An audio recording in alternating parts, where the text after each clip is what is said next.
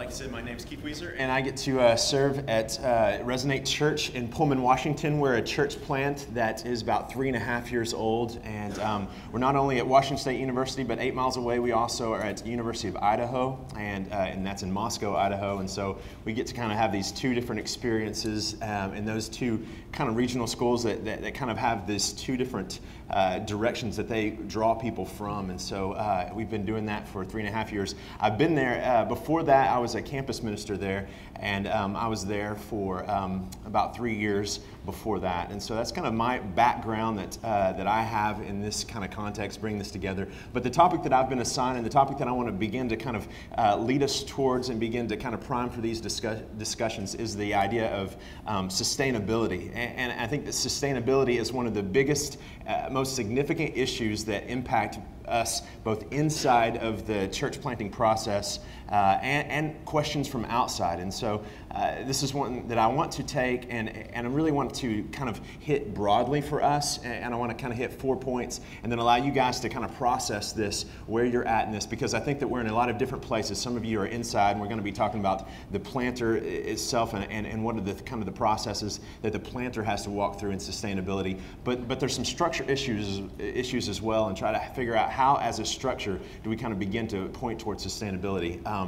And so I want to try to kind of outline some of that, and my goal is for you to be able to kind of bounce back and kind of dialogue about that. When we begin to start, one of the very beginning stages, I went to Seattle and had a conversation with an alumnus of Washington State University, and is a guy named Mark. And Mark is a pastor of a very large, well-known church in Seattle. He is he's big into church planting, and he runs an organization that's kind of trying to keep the book of Acts kind of keep going. And so he was a guy I wanted to really talk to about this whole church planting thing.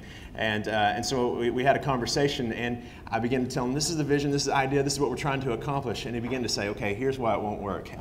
He said, first of all, how are you going to sustain your financial viability? And then how are you going to find leadership? What's going to happen? And you know, it was kind of tough to hear these kind of things, but we knew that God was calling us to this. And throughout that, kind of the issue that he raised is one of sustainability. What is this going to happen? How is this going to work as you kind of look 10 years down the future? And so those two things are why I kind of want to start in the structure kind of idea and begin to say, one, how do we begin to kind of look towards the resources in a long-term thing for our church planting? And then two, how does that leadership thing, those same questions that Mark had for us is the things I want to begin that structure thing. How do you begin to say, for this idea of long-term church planting in collegiate settings? I think 3 weeks ago we had almost 200 people in one of our services and had $43 come in as the tithe. How does this work? How do we begin to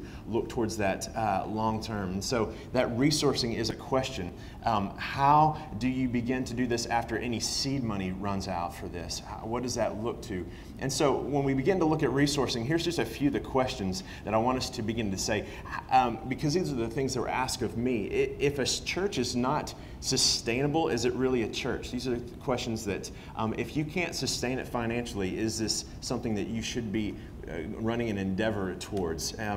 What does that look like? And so first of all, for us, what do we need to invest in? What do we need to pay for? What are the things that we need to try to say, okay, we have to have this in order to be viable? One is that staffing thing, or who's going to be a part of the leadership. And for us at Resonate Church, we have about $60,000 that go towards 11 staff members and 7 church planters. And so that, of course, does not sustain them completely. That doesn't create something that is completely in helping them to live completely. And so one of the things that we valued from the very beginning is saying, how do we help create outside partnerships? And that is just a part of this. From the very beginning, we don't even talk about coming on staff, being a part of the staff of Resonate without saying there's a component of gathering other partners around. So in planting, you have to cast the vision toward the people, and that reality of casting the vision to the people that you're planting in also provides sustainability and casting vision towards the people that want to partner with you from the outside. And so every single one of our staff members raises support, and this is part of the reality of when you have to resource something, you have to be creative, and that first part starts with investing into that staff from people that are outside of that context. Finding those people that want to invest in it. We call find the places where the money is, and you have to be creative and say, where can you look and you begin to find where there's resources, and where can you begin to access those resources, and just try and kind of keep going and push into those things and saying, where is their stuff? Where can we begin to join our vision with someone else that is trying to do something like this? One of the things that we try to figure out is, as a student organization on campus, how do we match up with something that is already going on with the campus that is funded by the campus? And so one of our staff members has had great success in other contexts with being able to do mission trips that combine being able to bring other student groups into it, and we get to have time where we just do kind of our church thing, but the whole process is funded oftentimes every time through these opportunities that these student groups have to access money that is provided by the university. Also, being a student organization allows you to be in places on campus for a greatly reduced cost. When we begin to think of sustainability, one of the things you have to begin to realize is that there's money that is available on the campuses to do all of this stuff. And so if you're wise in this, one of the sustainability questions that you can answer is how to begin to word the things that you're doing in language that fits into the mission and the vision of the things that are happening with your universities. And when you begin to do this, you begin to open up a whole new door that allows you to have cooperative ministry with your universities, allows you to access some of those resources, and allows you to build things that are happening in those contexts that are deeply relational, and you can begin to utilize those even in evangelism. It begins to push the mission into even the secular setting of our universities. And so I would encourage you to think through that. Creative funding, we have tried to figure out, how does alumni, as people begin to go down the road, how does alumni begin to get into this situation? How do they begin to buy into this where they cannot fund it, and then at what point they begin to have the resources, begin to bring that back into it. Parents, bringing parents into the equation is a key thing when we begin to think of sustainability long term. And then ultimately trying to figure out, how do we have this multi-generational idea of, even in collegiate things, how is there people that can come into this that have resources that they can provide towards the mission in that. So just the idea of resourcing, begin to think, and hopefully in your groups you can begin to pull out some of these things and figure out, how are you doing this? How is this happening? How are you resourcing this? The second thing is a little bit partnering on what we just talked about with leaders. One of the things that Mark said to me is, how will you be able to lead your church with people that are this age group, and how will you begin to, as they're leaving in our context, no one stays in the university setting where I am. They leave, and so how do you begin to do this over and over again, and how do you keep that pipeline of leaders going? And for us, it begins with freshmen. Everything is saying, how do we start with the freshmen, and how do we begin to build small steps for them to get involved, and so that by the time that they are in their fourth year, they have an opportunity to step up in a way that is significant, that we are not having to put a lot of time and resources in their leadership when they're beginning to manifest those leadership values, because we've put it into them in their freshman and their sophomore, and we're just releasing them into ministry. Also, one guy really helped me to understand just asking older adults to come into this and saying, hey, this is not going to minister to you, this is not going to fit you, this is not going to be something maybe you even like, but we need you. And casting the vision to adults to say, come into this. Not because you're going to get something out of it, not because this is going to be something maybe you even like, but because you have an opportunity to invest into younger people, and we need you to do this. It is worth us getting into this for this to work. As we kind of keep going further, understanding the next thing, some of you might say, okay, I got the structure thing, but the next thing that we have to look at is the personal thing. And so moving past the structure is getting into that personal thing, that personal reality of what it looks like. One is, I would say, relevance and relationships. We started off with resourcing and recruiting leaders. The third and fourth is this idea of of relevance. You have this interesting reality of us getting to minister to this static age group, and they kind of stay the same, and yet we age. And so one of the things I want to tell us all is we're not cool. Like, you stop being cool at 24, you know? And so hire cool, like, and trying to figure out how do you begin to bring a team together, and if we can begin to say, okay, how do I make sure that I'm not the only one that they're connecting with? Team.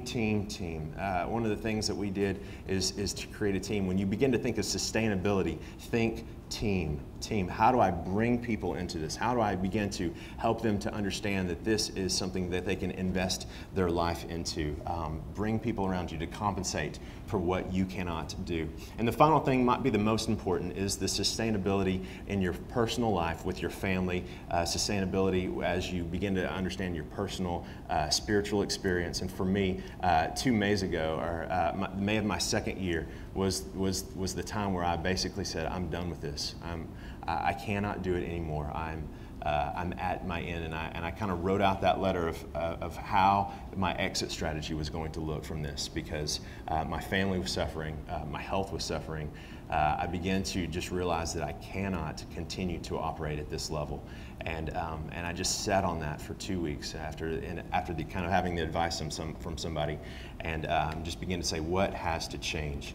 And a couple of things that I would say for the sustainability for our families and for our lives is to begin to really get serious about the fact that you are a steward of this, not an owner of this. That you are stewarding what God's doing. And when I begin to think about this, the weight, the spiritual weight that was on my shoulders began to just lift off.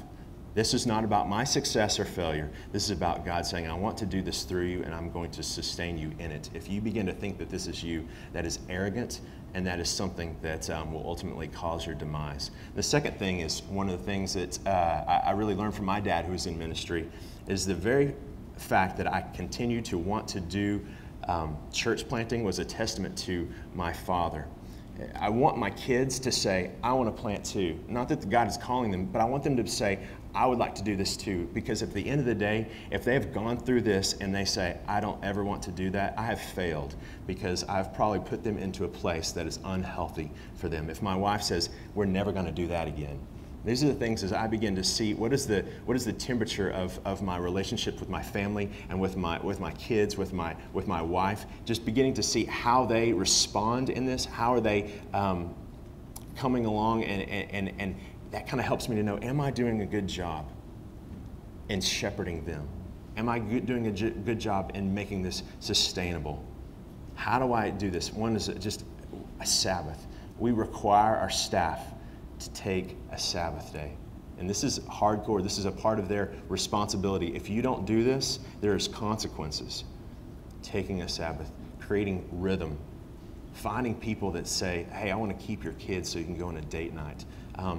Be relentless about that, because we are teaching them about family by us taking time away from this. And again, team. You have to have someone else to help you to do this. And when you begin to have a team, you don't feel like you have to be at every event, everything that's happening. And so, again, if you're going to get anything, sustainability comes not by doing this alone. Sustainability comes by doing this together with other people. Stewardship, not ownership. So the question, are you creating a situation that's sustainable? Planters, can you do this long term? Think 10 years. Can I continue to do this? Ask your wife, can we do this for 10 years? Ask your kids, do you like this?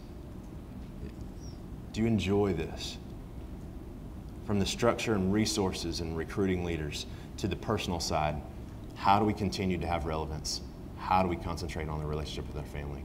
Hopefully this is something that hits us all. So if you're having the structure questions, or if you're having the personal questions, I hope that this time, and as we discuss it, we kind of get into and pull back the covers of some of these big issues of sustainability. Thanks.